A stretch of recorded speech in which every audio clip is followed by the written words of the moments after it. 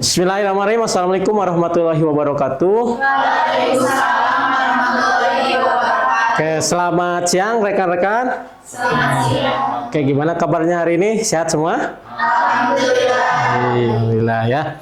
Alhamdulillah pada kesempatan ini kita masih bisa berkumpul ya di pertemuan ke-14 dalam rangka kita akan mempraktekkan lanjutan dari mata kuliah keperawatan jiwa dan psikiatri ya. Untuk hari ini agendanya kita akan mensimulasikan atau mempraktekkan asuhan keperawatan pada pasien yang mengalami keputusasaan ya.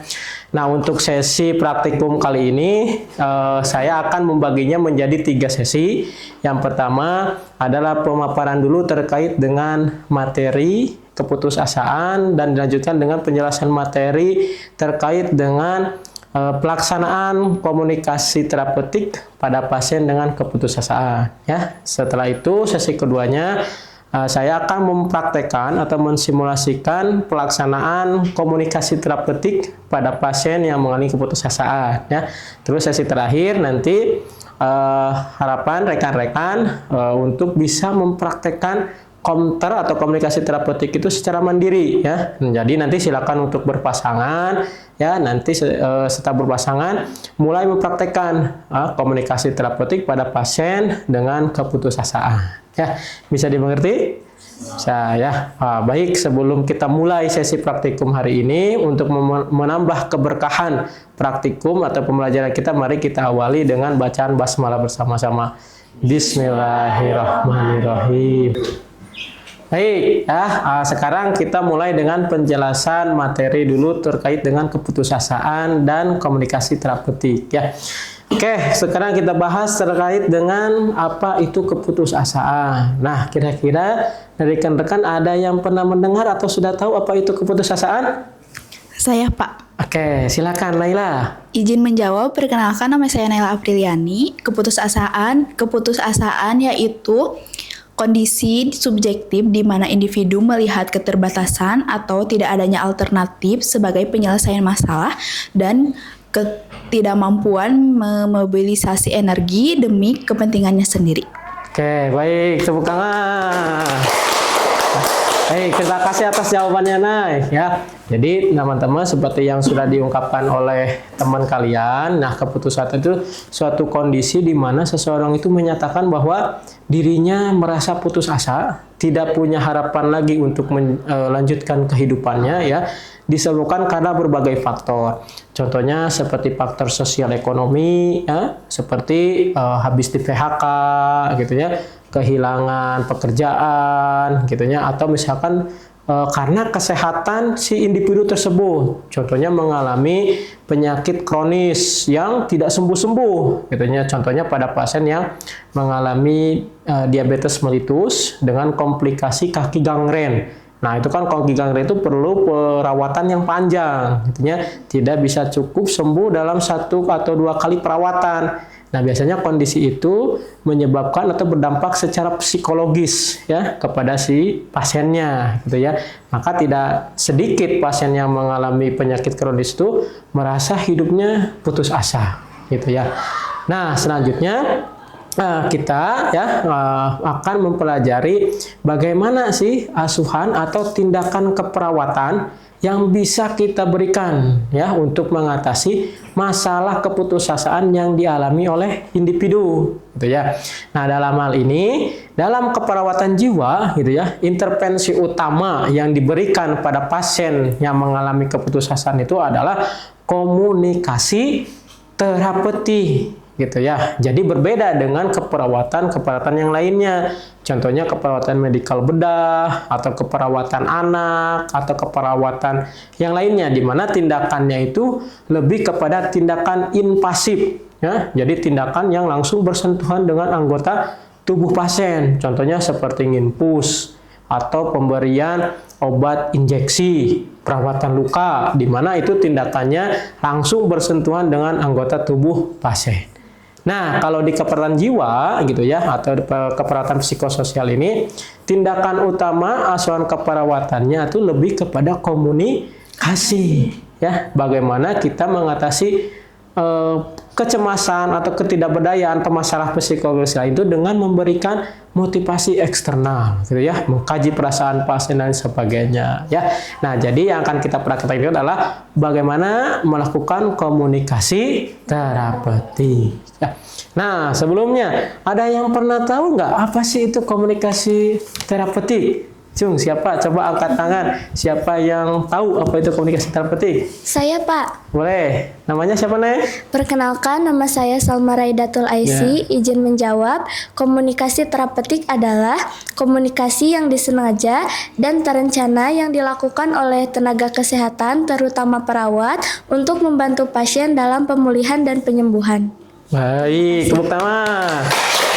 Nah, jadi seperti yang sudah diungkapkan oleh temannya, ya, singkatnya komunikasi terapeutik itu adalah komunikasi yang dilakukan oleh perawat dengan pasien, ya, guna untuk membantu proses pemulihan atau penyembuhan pasien, ya. Karena tujuannya membantu proses pemulihan dan kesembuhan pasien, maka dalam melakukan komunikasi terapeutik itu tidak bisa seenaknya. Ya, harus ada langkah-langkah atau sikap-sikap tertentu yang harus dilakukan untuk menunjang ketercapaian tujuan tadi, ya. Nah, jadi tidak bisa seenaknya dalam melakukan komunikasi terapeutik tersebut, ya. Ada hal-hal yang harus diperhatikan seperti yang sudah dituliskan di buku panduan. Sudah ada buku panduannya? Sudah, ya. Nanti tinggal dihafal, dibaca, disimak, ya. Nah, jadi kembali lagi tadinya, karena tujuan komunikasi terapeutik ini untuk membantu kesembuhan pasien, nah jadi harus ada beberapa hal yang harus diperhatikan, ya. Yang pertama, yaitu ketika perawat akan melakukan komunikasi terapeutik dengan pasien, ya, yang harus pertama kali perhatikan adalah sikap tubuh atau gestur tubuh dalam melakukan komunikasi terapeutik dengan pasien. Nah, jadi jangan sampai ketika melakukan counter itu kita menunjukkan sikap yang menolak, gitu ya. Jadi tunjukkanlah sikap yang menerima. Contohnya, mulailah komunikasi itu dengan raut muka yang senyum, gitunya, yang manis. Jangan sampai kesan pertama ketemu dengan pasien kita menunjukkan sikap angkuh. Nah, maka kalau sudah terjadi seperti itu, sulit bagi kita, bagi perawat untuk membina hubungan saling percaya, ya. Nah, terus sikap-sikapnya, ya, janganlah sampai nanti ketika perawat itu ketika counter tumpang kaki, ya, atau misalkan mengulangkan tangan, ya, itu nggak boleh, ya. Atau misalkan duduknya selengolongan, gitu kan, nggak boleh, ya. Jadi tunjukkanlah sikap yang menerima, ya, sikap terbuka. Terus yang kedua, kita harus memperhatikan jarak, ya. Nah, di sini sudah ada settingannya, ya. Nah, usahakan posisinya itu harus berhadap-hadapan, ya. Harus berhadap-hadapan, nggak boleh pinggir-pinggiran atau belakang-belakangan, gimana nanti mau komunikasinya, gitu ya. Jadi harus berhadap-hadapan, dan jaraknya di buku itu kan ada 50 sampai 100 cm dari lutut pasien dengan lutut perawat, gitu ya. Usahakan harus pakai kursi, ya. Jangan selonjoran atau apa tuh, ya, lesehan, gitunya, karena tidak botram gitu itunya. Jadi harus sesuai gitu dengan apa yang ada di buku petunjuk, ya, gitu. Terus selanjutnya, hindari sentuhan yang tidak diperlukan, ya. Nah, misalkan lagi asik counter nih, lagi asik berbicara dengan pasien, tiba-tiba pasiennya nangis, gitu ya, atau tiba-tiba pasiennya bersedih dan sebagainya, gitu. Nah, terus perawat inisiatif untuk mengelus-elus pasien. Nah, itu kalau memang tidak diperlukan jangan, ya. Takutnya berlawanan atau bertentangan dengan norma-norma yang dianut oleh pasien. Nah, gitunya. Bahkan ada, ya, orang itu yang tidak mau salaman itu sampai kena, gitu ya. Nah, itu kita harus menghargai hal-hal seperti itu. Jadi intinya kalau memang tidak diperlukan nggak usah, gitu kan, bersentuhan, ya, untuk safety juga, ya. Nah, terakhir kita harus memperhatikan yang namanya nada bicara, ya, nada bicara. Terus berikan kesempatan pasien untuk berbicara, ya. Jangan sampai, apalagi pada pasien keputusasaan, pasiennya itu akan cenderung pasif, ya, diem aja. Nah, perawatnya harus aktif, gitu ya. Dalam artian perawatnya yang harus banyak komunikasi. Jangan sampai pasiennya diem, perawatnya diam, ya gimana nanti dari hati ke hati atau komunikasinya ya. Nah, makanya harus disesuaikan dengan kondisi pasien. Nah, terus juga perawat itu jangan terlalu mendominasi, nyerocos aja perawatnya, pasiennya didiamkan ya. Nah, hal-hal itu harus diperhatikan ya. Itu jadi kasihlah kesempatan pasien untuk mengungkapkan perasaannya. Oke, itu terkait dengan langkah-langkah yang harus dipersiapkan atau harus dilakukan ketika akan melakukan counter dengan pasien. Oke, nah tadi adalah langkah-langkah yang harus dilakukan ketika akan melakukan komunikasi dengan pasien. Ya. Nah, sekarang selanjutnya adalah pelaksanaannya, gitu ya. Apa pelaksanaan counter itu seperti apa? Ya. Nah, jadi apa yang harus dilakukan ketika nanti bertemu dengan pasien? Saya ngapain nih? Apa yang harus saya obrolkan? Ya. Nah, makanya kita bahas hari ini. Nah, secara umum, ya, counter itu pelaksananya dibagi menjadi 3 tahap. Ya. Yang pertama adalah tahap perkenalan. Kedua adalah tahap kerja. Ketiga tahap terminasi. Ya. Nah, apa yang harus dilakukan pada tahap orientasi ya atau tahap perkenalan? Nah, jadi di tahap perkenalan itu perawat pertama-tama harus mengucapkan salam. Ya, disebutnya salam terapeutik. Apa contohnya? Nah, salam terapeutik itu tidak harus melulu assalamualaikum ya. Disesuaikan dengan latar belakang budaya, sosial, dan kultural pasiennya. Kalau pasiennya bukan beragama Islam, ya jangan dipaksakan assalamualaikum ya. Pakai salam yang lain, seperti selamat pagi, selamat malam, sesuai dengan kondisi. Ya. Nah, setelah itu kita memperkenalkan diri perawat. Ya. Apalagi pada pertemuan pertama, itu harus mengucapkan perkenalan dulu. Ya. Contohnya, perkenalkan Pak, nama saya adalah Perawat Indra. Hari ini saya yang bertugas dari jam 7 sampai jam 2 untuk merawat Bapak. Ya, itu perkenalannya. Nah, terus tanyakanlah identitas pasien. Kalau boleh tahu nama Bapak siapa? Senangnya dipanggil apa? Atau nama Ibu siapa? Senang dipanggil apa? Gitu ya. Itu adalah tahap perkenalan ya. Ya, selanjutnya kita mengevaluasi kondisi pasien. Nah, Ibu, apa yang Ibu rasakan hari ini? Ya, atau Bapak apa keluhannya hari ini? Ya, coba ceritakan kepada saya apa yang Ibu rasakan, gitu ya. Nah, selanjutnya dari jawaban itu, ya, dari jawaban evaluasi itu kita tentukan kontrak, ya, meliputi kontrak topik, tempat, dan waktu. Kontrak topik itu adalah kita menyepakati bahasan apa atau topik apa yang akan kita komunikasikan dengan pasien. Ya. Terus kontrak waktu berapa lama percakapan itu akan dilangsungkan. Dan tempat adalah kita menyepakati lokasi atau tempat di mana kita melakukan counter dengan pasien. Ya. Nah, bereslah tuh tahap pertama ya, tahap orientasi. Selanjutnya adalah tahap kerja. Nah, kalau tahap kerja kita melakukan intervensi sesuai dengan kasusnya. Kalau ketidakberdayaan, tujuannya apa nih? Ya, tujuannya minimal si pasien bisa mengungkapkan rasa putus asanya. Si pasien bisa mengidentifikasi sumber coping eksternal maupun internal yang dimiliki.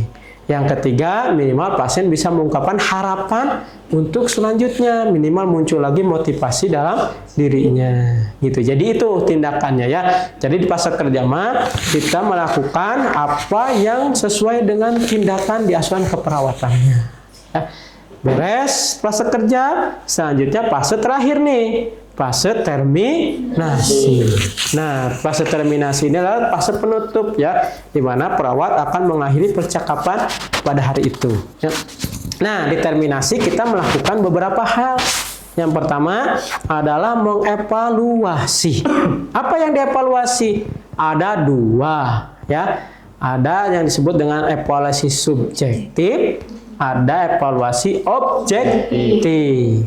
Ya, apa itu evaluasi subjektif? Yaitu perawat mengevaluasi perasaan pasien setelah berbincang dengan perawat. Ya, contohnya, Ibu atau Bapak bagaimana perasaannya setelah kita berbincang-bincang? Ya, Kalau objektif kita menanyakan kembali materi yang sudah diajarkan kepada pasien. Atau ibu atau bapak, tadi saya sudah mengajarkan cara untuk mengatasi keputusasaan. Coba ibu sebutkan kembali apa yang sudah diajarkan, ya. Jadi kita mengevaluasi materi yang sudah diajarkan ke pasien. Nah, selanjutnya kita membuat rencana tindak lanjut, yaitu upaya supaya pasien itu terus berlatih terkait dengan apa yang sudah diajarkan tadi di fase kerja. Salah satu caranya kita memasukkan apa yang sudah dilatih itu ke dalam jadwal harian pasien. Nah, tinggal kontrak dengan pasiennya. Ibu mau jam berapa berlatihannya? Mau jam 8 atau jam 9 gitu ya. Jikalau nanti ibu berlatihnya jam 8, kalau berlatihnya sendiri tulis mandiri di buku latihannya gitu. Kalau dibantu tulis dibantu. Ya, nah terakhir kita menyepakati kontrak untuk pertemuan berikutnya, ya, meliputi kontrak waktu, tempat, dan topik pembicaraan, gitu. Nah, jadi seperti itu ya, langkah-langkah pelaksanaan dari komunikasi terapeutik. Jadi kesimpulannya, pelaksanaan komunikasi terapeutik itu dibagi menjadi 3 tahap, yaitu tahap orientasi atau tahap perkenalan, tahap kerja, yaitu pelaksanaan pemberian tindakan keperawatannya, dan tahap ketiga, tahap terminasi, yaitu tahap penutup. Kita melakukan evaluasi, membuat rencana tindak lanjut, dan membuat atau menyepakati kontrak untuk pertemuan selanjutnya. Oke ya, itu untuk sesi pertama ya. Kita sudah selesai untuk menjelaskan teori ya terkait dengan keputusasaan dan komunikasi terapeutiknya. Oke, sampai di sini ada yang bertanya? Saya Pak. Boleh, silakan. Perkenalkan, nama saya Angel Fahmi Maulana.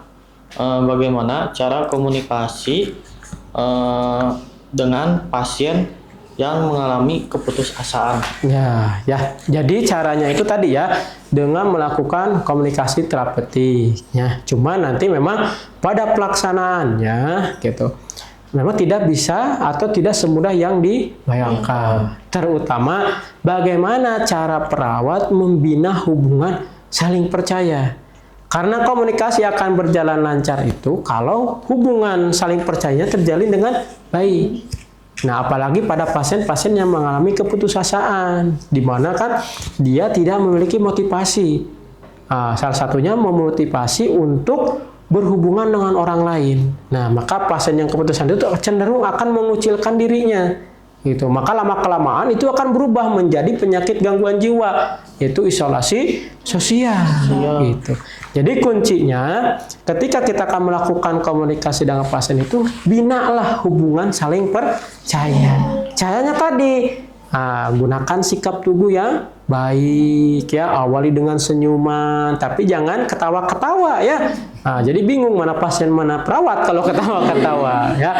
Gitu. Jadi gunakanlah sikap tubuh yang menerima ya. Jadi kalau sudah terbina tuh hubungan saling percayanya, insya Allah komunikasinya akan berjalan lancar. Gitu juga kan kalian kalau ketemu mau pacaran itu kan menilai first impressionnya gimana sih, gitu ya. Kesan pertamanya gimana, gitu. Kalau kesan pertamanya jelek, sudah delete saja, gitu ya. Di-cut. Oke, gitu ya, bisa dipahami? Siap. Ya. Terima kasih. Oke, terima kasih. Ada lagi? Cukup? Cukup. Oke.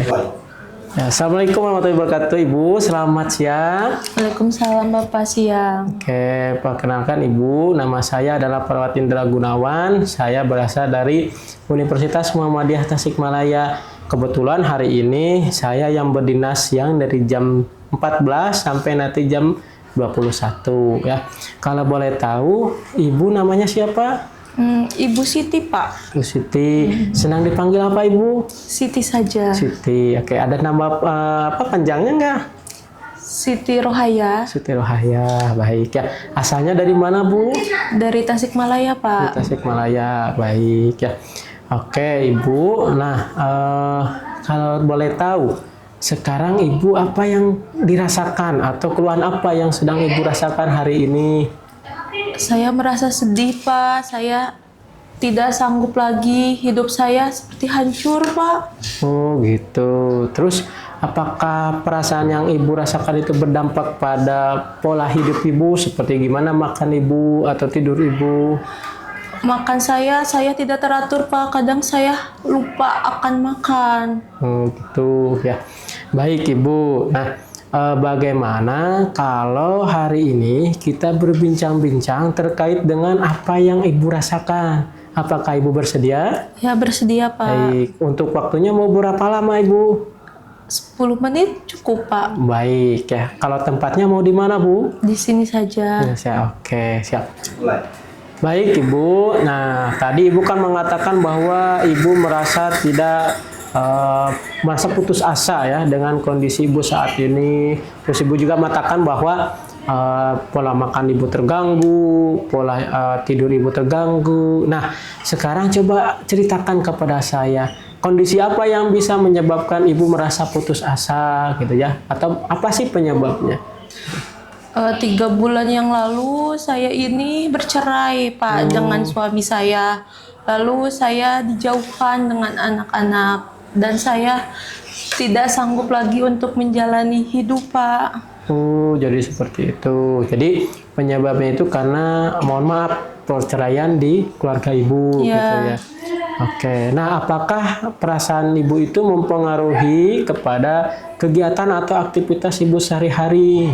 Iya Pak, saya itu merasa malu dengan tetangga saya. Jadi saya lebih sering sendiri, lebih sering di rumah. Oke, kalau boleh tahu kenapa ibu sering menyendiri? Karena saya malu terkait kondisi saya Pak. Saya malu ketika orang-orang tahu kalau saya bercerai. Oke, jadi kondisi itu yang mungkin menyebabkan ibu merasa putus asa gitu ya. Nah, kalau boleh tahu, di keluarga ibu ketika ada masalah sering curhat atau yang menjadi teman untuk mengobrol ibu siapa ya? Suami saya Pak. Suami saya. Nah, sekarang siapa yang menjadi selain suami ibu? Tidak ada Pak, tidak ada yang bisa saya ajak ngobrol.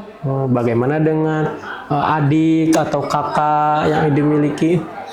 Adik saya selalu ingin berbicara dengan saya Pak, tapi saya selalu menolak untuk berbicara dengan mereka. Oke, kalau boleh tahu kenapa ibu menolak bu? Karena saya takut untuk berkomunikasi dengan adik saya Pak. Jadi seperti itu. Baik ibu ya. Kalau boleh tahu, ibu punya hobi nggak yang bisa dilakukan gitu saat ini? Dulu saya suka masak, tapi untuk sekarang tidak ada gairah lagi Pak. Jadi begitu. Jadi karena proses perceraian itu jadi menyebabkan ibu tidak ada keinginan untuk melakukan hobi itu. Oke, baiklah ibu ya. Jadi apa yang sedang ibu rasakan hari ini itu adalah merupakan suatu proses yang wajar gitu ya. Jadi ketika seseorang mengalami suatu kejadian yang tidak mengenakan pasti berdampak pada kondisi psikologisnya. Dan saya paham apa yang sedang ibu rasakan. Akan tetapi ya ibu juga harus berusaha upaya perasaan putus asa dalam diri ibu itu bisa menghilang gitu ya. Karena ibu kan harus ingat juga ibu memiliki anak yang harus dirawat gitu ya. Nah, sekarang kita cari solusinya Bu ya. Kira-kira nih hal apa yang bisa ibu lakukan untuk mengurangi rasa putus asa itu dan bisa meningkatkan motivasi. Kira-kira apa nih? Adanya teman bercerita. Teman bercerita gitu ya. Nah, baik Ibu ya, berarti memang bagus ya. Nah, karena teman bercerita itu bisa mengungkapkan gitu ya, membantu mencari solusi ya. Jadi saya sarankan kalau Ibu memang mau mendapatkan teman bercerita, ibunya jangan berdiam diri terus di rumah ya. Mulailah aktif untuk beraktivitas di luar rumah kembali ya, supaya apa yang dirasakan ibu itu bisa teruraikan gitu kan ya, bisa terpecahkan dengan cara bersosialisasi dengan orang lain gitu. Ya, gitu ya Ibu ya. Iya. Gitu. Jadi ya memang itu perasaan yang wajar ya yang bisa dialami oleh setiap orang, tetapi Ibu tidak boleh berlarut-larut dari rasa putus asa itu karena hidup Ibu masih panjang ya, anak Ibu juga masih kecil dan itu memerlukan perhatian yang lebih dari seorang ibu. Nah, jadi itu Ibu ya yang bisa saya sampaikan. Nah, kita sudah hampir beres nih Ibu ya, sudah mau 10 menit. Nah, sekarang izinkan saya untuk bertanya ya Bu ya, kira-kira bagaimana perasaan Ibu setelah kita berbincang-bincang? Mungkin sedikit ada lega Pak, dan pikiran saya juga terbuka. Oke, jadi Ibu merasa senang ya? Iya. Gitu. Nah, terus selanjutnya coba Ibu sebutkan apa yang sudah tadi saya ajarkan. Bagaimana sih cara mengatasi keputusan Ibu? Saya harus bersosialisasi dengan tetangga ya Pak, sama teman. Ya, dan juga harus berpikiran positif. Positif, Baik. ya. Oke, Ibu ya. Nah, supaya Ibu mau bersosialisasi dan bisa menimbulkan harapan atau pemikiran positif, bagaimana kegiatan sosialisasi ini kita jadwalkan nih dalam kegiatan Ibu ya. Misalkan Ibu bangun jam berapa, Bu? Jam 4:30 Pak. 5. Terus habis itu Saya hanya menonton televisi di rumah. gitu. Nah, kira-kira jam 9 pagi Ibu kegiatannya apa? Hanya berdiam diri di rumah Pak. Oke, baik. Bagaimana kalau setiap jam 9 Ibu berusaha untuk bersosialisasi dengan tetangga atau saudara Ibu? Bagaimana Bu?